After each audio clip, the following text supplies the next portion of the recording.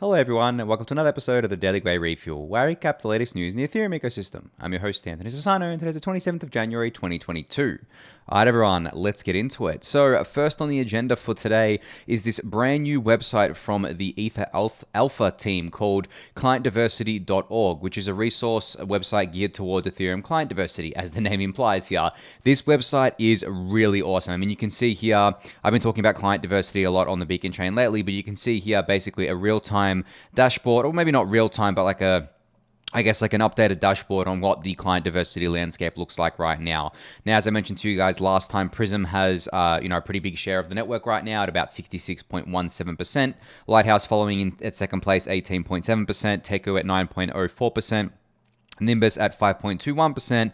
And then the other three minority clients under 1% there. So I've talked about client diversity a lot recently on the Refuel and about why it's important for the Beacon chain to not just be dominated by one client. There's been a lot of work being done, especially from the ETH Staker community. There's been a lot of outreach happening behind the scenes I'm aware of, especially to major exchanges and staking service providers and things like that. We definitely want to get the ball rolling here because at the end of the day, I can encourage you guys as solo stakers to change if you're running Prism to something else, and we can get a lot of individuals to do this. But the thing is that it won't move the needle as much as getting one of the bigger providers to do this. Because if we can get an exchange or a staking service provider to essentially not, stop using Prism altogether, but change to a setup where they can use, all four of the major clients in kind of equal parts. Or if they want to, they can have 50% Prism and 25% Lighthouse and or 25% another client, and then 12.5% for the other two.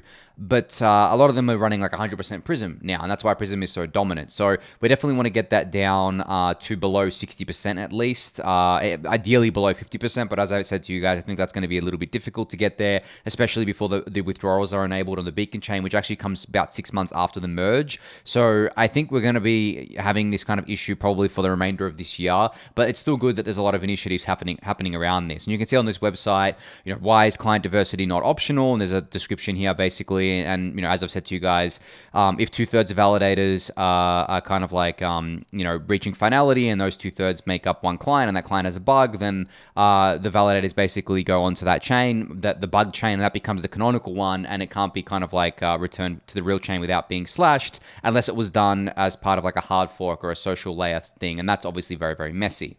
There's further reading here. There's a bunch of resources you can read about client diversity if you want to get more involved there. And there's a bunch of links to the clients here as well to kind of change there.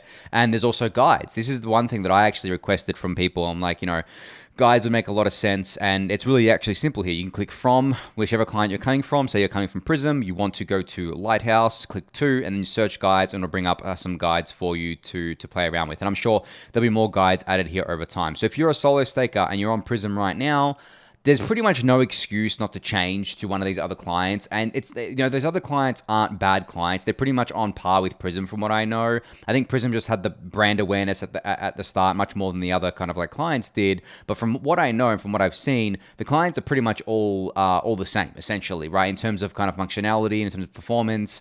Some of them are, probably inch out some better performance than others, but they're mostly the same. And I think the reward difference you would get is probably, I think one of the minority clients has a better reward. Will give you more rewards than the majority clients, and they will kind of based on the protocol rules as well. So yeah, definitely go check out this website. It's got all the resources you need here.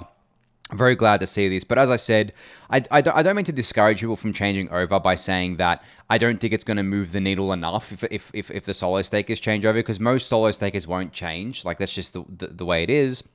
Especially not before withdrawals are enabled, because what people are worried about is screwing something up. And if you screw something up, you won't be able to restake until withdrawals are enabled, because your funds will be stuck if you get kicked out of the validator set. So it's kind of potentially a year where you wouldn't be staking, and you could get slashed. And I totally understand people's hesitation to change. But I mean, if you're not worried about that, then definitely change. And you're running Prism, definitely consider changing to one of the other clients out there. So Ethereum.org has a brand new page that kind of like runs you through how to run an Ethereum full node and why you would want to do this and all that good stuff there. So I have obviously talked about this a lot on the Refuel over the months and why you should do it. But this is like a very, very simple guide of how to get started, a bunch of different ways to get started and to kind of like run your own node, kind of like hardware requirements for this. As I said to you guys, I mean, the biggest hardware requirement is probably just a SSD, and they're pretty cheap these days. So about a 2 terabyte SSD would work here, and then a bunch of links to other things, and also the guides to staking your ETH and stuff like that. So very, very cool to see this page from the Ethereum.org website here. If you're not running an Ethereum full node yet and you have the capacity to do so, I would highly recommend doing it, because, I mean, you're helping the health of the network by doing it. Yes, you're not getting any rewards from it, but you are definitely helping the network stay decentralized. And this is the main reason why we keep the network, so limited at layer 1. We want to make it so that people can run full nodes whenever they want. And I think, as Ethereans, our duty is to run a full node if we're able to. And if you can afford to. I mean, it's not a cheap endeavor. If you don't have a PC that you leave on all the time, then you probably need to buy a separate PC that you would kind of like have as your dedicated station for running a full node on. So I totally get it. But at the end of the day, it's not super expensive. But still, only if you're able to do it, you should do it. You shouldn't force yourself to do it or anything like that. But yeah, this guide will help you with that if you're interested. So the block is reporting that ConsenSys is poised to double its valuation in a pending fundraise. Now, I don't know. I can't remember what their last valuation was. I think it's So their last valuation was $3.2 billion a little over 2 months ago that I covered back then. So if they double that valuation, it'll be $6.4 billion or $6.5 billion. I don't think ConsenSys commented on this report from the block, but the block's pretty good. So I'm sure this kind of like is very accurate here. Now, the reason why I wanted to talk about this was because it's just crazy to see how far this stuff has come, because I don't know how many of you were around back in 2018 and 2019, but ConsenSys was really struggling for funding. They had to cut staff.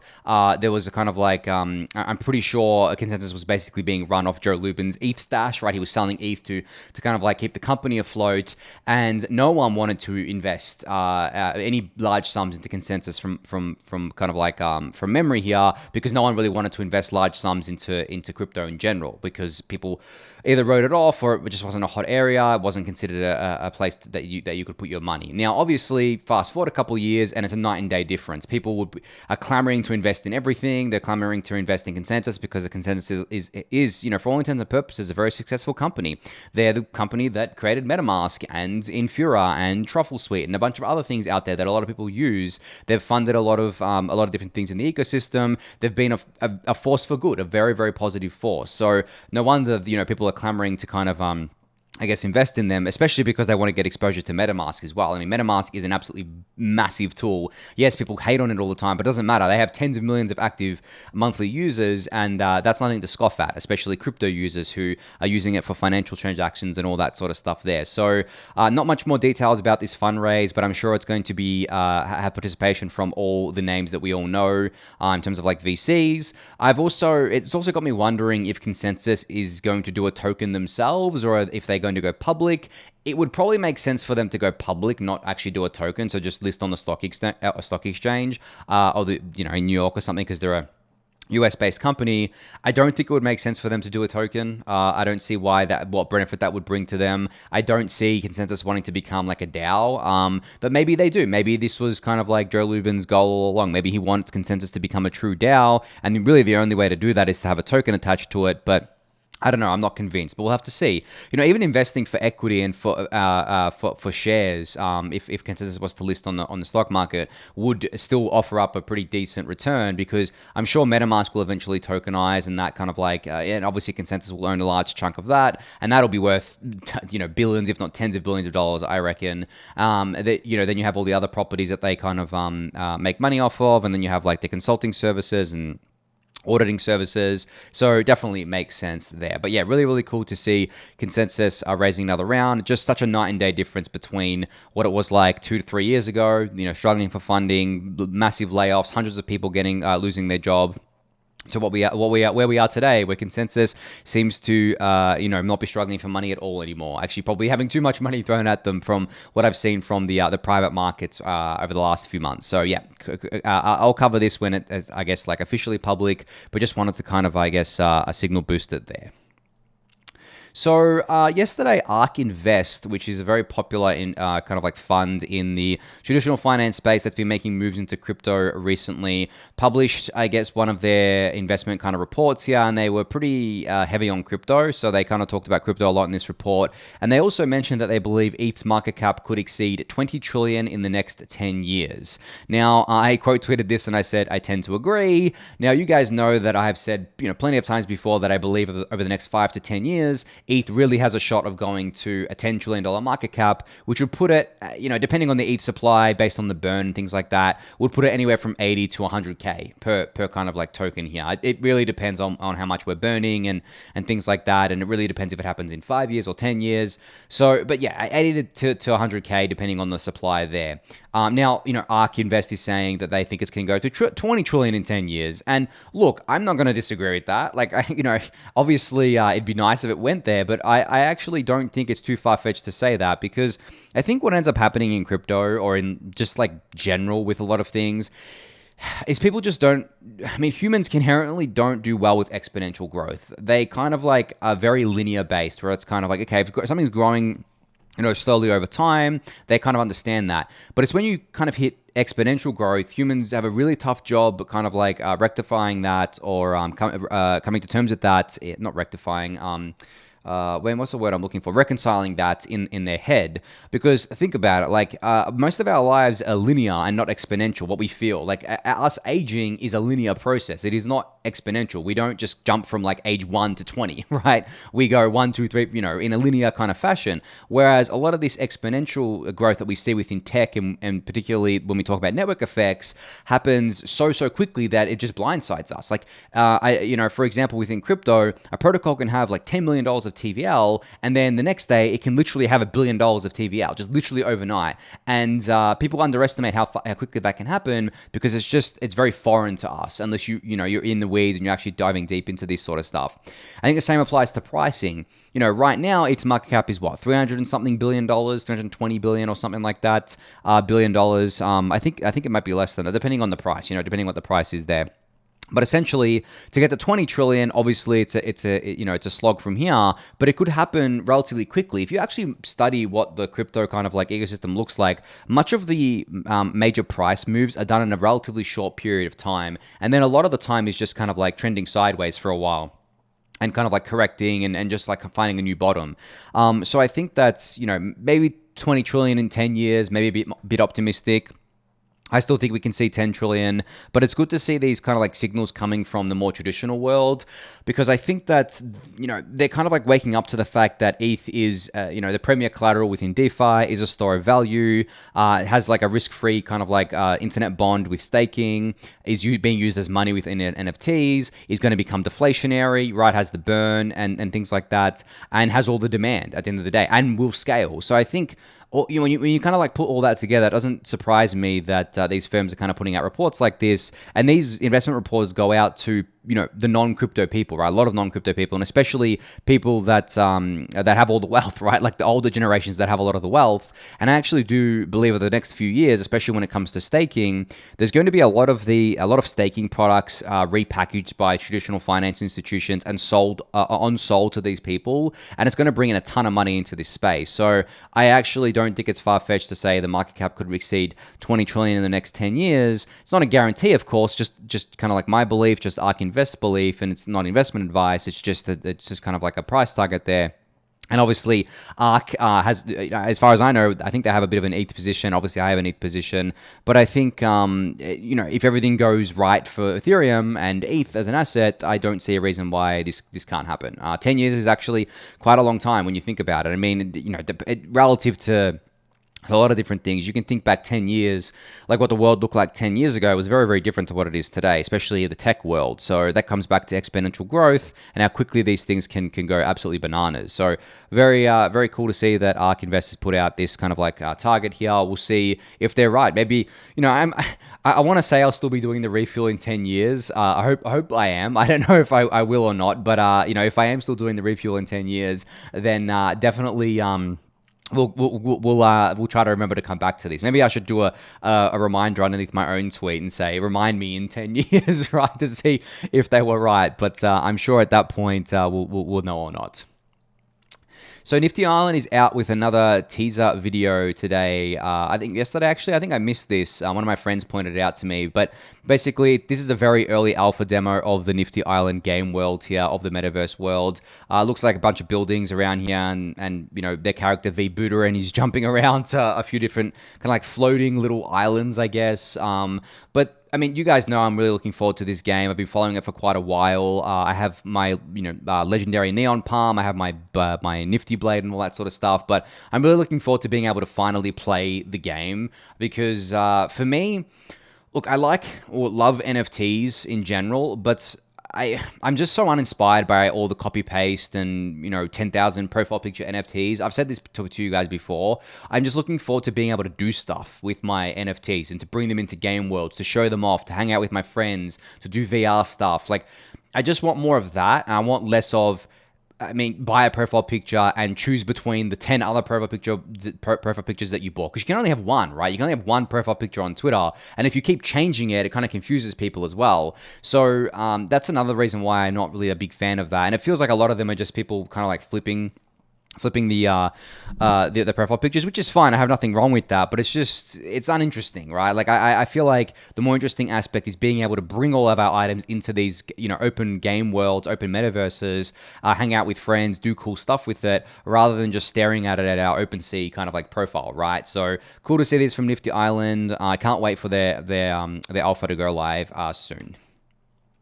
So Bartek is out with another great thread about why independent monitoring of rollup parameters is important. So in this thread, he's taken a look at anti-censorship mechanism of Arbitrum and using their Jan 9 sequencer outage, which was a 9-hour outage, as an example here. So I highly recommend giving this thread a read. I've seen a fair few people kind of like ask about this sort of stuff, and asked about what happened with kind of like Arbitrum, asked about like what's the go with kind of like censorship and censorship resistance and things like that, and what you can do to exit to L1 and all that sort of stuff. So I just wanted to kind of like point this out to you guys.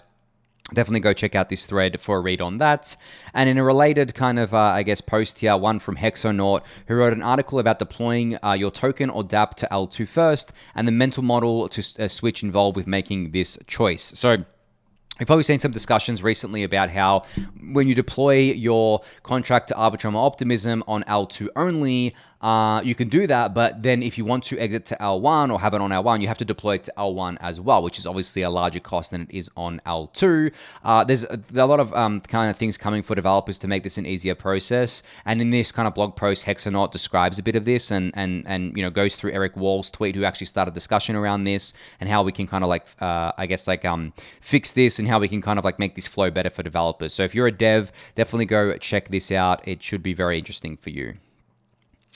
So Vesta Finance today announced that they are conducting their Treasury bootstrapping event using Prime DAO's Prime Liquid launch, an interface for conducting liquidity bootstrapping pool events. So if you're interested in getting your hands on this, you can definitely check this out. I don't usually bring up token sales, but there's two reasons why I'm bringing it up. One, I'm an investor in Vesta, and I'm actually super excited about this project. They're launching natively on Layer 2, and I've told you guys plenty of times that I'm very, very excited about Layer 2 native projects. And two, I've seen a lot of people in the Discord channel talking about Vesta, so I felt it was just very relevant for you guys out there. Don't want to shill you too much on it. Please, don't buy this on my recommendation. I'm not even recommending you to buy it. I'm just pointing out that they're going to have this Treasury bootstrapping event. So just because I know a lot of you guys are interested in it, I didn't want you to miss out or anything like that. So you can definitely check out the thread and the blog post for more details on how this is all going to work here. It's a pretty interesting mechanism. So yeah, definitely have a look at this in the YouTube description below. So Paul Miller here released an Ethereum Cryptography 1.0, which was funded by the Ethereum Foundation. So this is a new audited library set and behind it will empower all kinds of projects in the space. So it's basically a cryptography stack for developers, for researchers, for all that good stuff there. If you're not a developer or a researcher that handles cryptography stuff, then this probably isn't going to be very relevant to you. But I figured I'd point it out for those people out there who were kind of like interested in this. And it's funny because I've seen some discussions around, why would you want your own L1 over an L2? And one of the answers was that with your own L1, you have control over things like what cryptography it uses. Obviously, Ethereum uses its own set of cryptography, and the EVM does as well, and that's not likely to change anytime soon. Whereas if you want to use something custom, you can't do... you can do it at an L2 to an extent, but you're still kind of like a subject of L1 cryptography. But like if you wanted to, you could have your own L1 and do whatever you want on there. I think that's like a very niche thing. I don't think it's actually a selling point. I don't think most projects or almost all projects should ever be spinning up their own L1. It doesn't make sense for a number of reasons, as I've outlined before.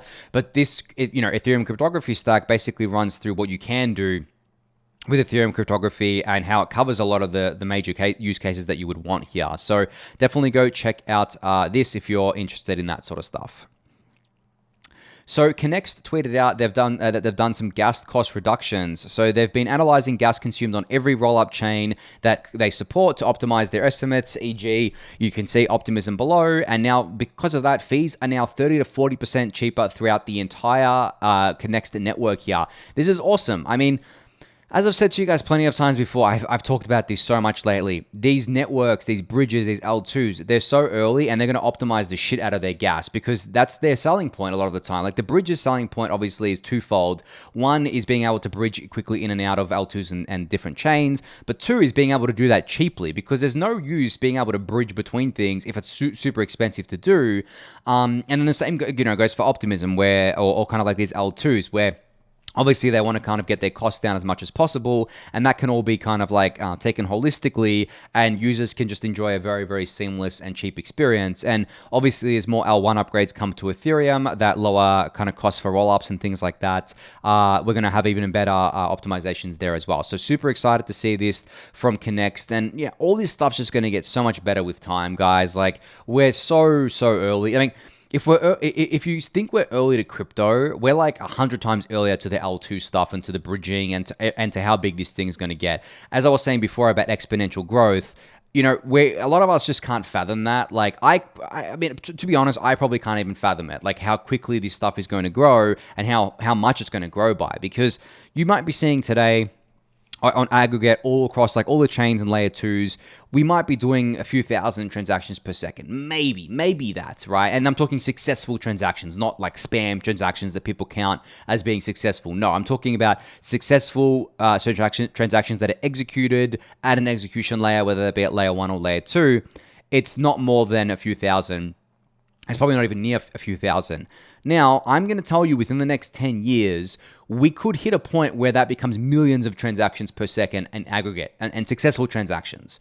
And that's exponential from here, right? That's an absolutely massive amount of growth, and we need to keep costs down. We can't have the cost going up with the transaction demand at the execution layers. Obviously, Ethereum L1 is always going to be very limited, and the costs are going to go up, but the point is that users at these other execution layers, such as rollups, will be able to get the cheap experience of these rollups because they scale better with transactional demand and than layer 1 does, while being able to maintain security and decentralization here. So yeah, honestly, I should just set a reminder on my phone. 10 years from now, watch the refuel from 2021 and 2022 and see how much you were able to predict. Because I actually think that it might even happen faster than 10 years because of, as I mentioned before, exponential growth and how quickly that stuff can happen there. So yeah, anyway, very cool to see this fee reduction here from Connext. All right, so finally, we have another blog post out of Polygon titled ZK vs. Polygon's Zero Knowledge Strategy Explained, which I'm very, very glad they put this out because I've seen a fair few people ask me recently about Polygon's ZK strategy. Now that they have these teams under their umbrella, Polygon Hermes, Maiden, Nightfall, and Zero, what's their strategy? What are they going to do with this? What's in store for the future? When are users going to be able to kind of like play around with them? And in this blog post, they basically go through the technology behind each solution, the people behind them, and the roadmap. So if you're interested in any of this, you can definitely check out the blog post here. I'm really glad they put this out because, as I said, people have been asking me about this, and it can be confusing because you might be thinking, okay, well, there's the Polygon POS chain. That's really the only thing that anyone uses today because the other stuff is, Hermes is live on mainnet, but it doesn't really have any kind of like applications right now. Everyone's wondering, okay, well, there's the POS chain, we're all using it, but I want to use Polygon zero knowledge kind of like roll up stuff, and that's coming, right? Like, and this blog post details that, but it's going to take longer than people think it will. And as I've explained before, this is exactly why I've been such a champion for optimistic rollups in the face of ZK rollups. Like, even if ZK rollups end up being like, in a couple of years, end up being like a million times better than optimistic rollups on cost and on speed and all that sort of stuff. Optimistic rollups are live and working today. They've got adoption. They have an ecosystem. So let's kind of like use that sort of stuff. But at the end of the day, I think we're going to be using both for a very long time, which is fine. You use what you want to use. You use what you get value out of. And I'm really excited to see more people use these kind of like tools, no matter what they are. And as I explained yesterday, the layer 2 wars, they're heating up, right? And the layer 2 wars have so many teams a part of them now. When I talk about the actual wars between different layer 2s, I'm talking about the generalized platforms, not so much the app specific ones. Like, for example, DYDX's rollup is not competing with Arbitrum's rollup. It's not competing with Optimism's, whereas Arbitrum, Optimism, Starknet, ZK Sync, and Polygon solutions are all competing on the generalized front. And and obviously the Optimism forks like Boba and Metis and I think Nami as well, or something like that. They're all competing on that kind of generalized front there. But I've told you guys before that I don't expect there to be more than a few major winners in terms of kind of like having the most market share because of a variety of different reasons. But it's just how things kind of tend to play out with the Pareto principle there, or kind of you could kind of like Google that and check out the 80-20 rule. Same goes for L1s. Obviously, I expect Ethereum to remain the dominant L1 smart contract platform and eventually replace Bitcoin as the dominant crypto network by market cap. But at the end of the day, I think everything's competing with everything. But all this competition is going to be very, very healthy, and I'm super excited to see what Polygon does with their solutions and in terms of like their ZK solutions. And I'm really, really excited to see how everything else scales alongside it as well. But I think on that note, I am going to end it there for today. So thank you everyone for listening and watching. Be sure to subscribe to the channel if you haven't yet. Give the video a thumbs up, subscribe to the newsletter, join the Discord channel, and I'll catch you all tomorrow. Thanks everyone.